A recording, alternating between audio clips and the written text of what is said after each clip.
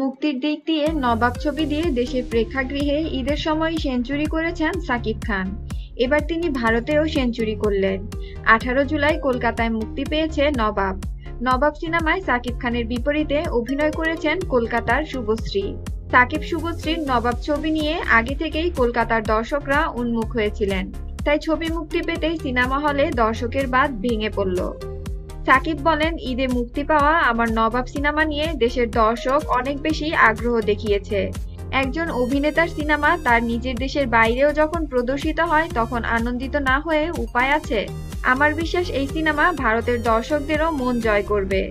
বাংলাদেশের box office জয় করা নবাব এবার কলকাতার সিনেপ্রেমিকদের মন জয় করবে বলে মনে করছেন সিনেমা হলের বড় একটা অংশ। বিনোদন জগতের এমন সব লেটেস্ট আপডেট জানতে আমাদের চ্যানেলের সাথেই থাকুন।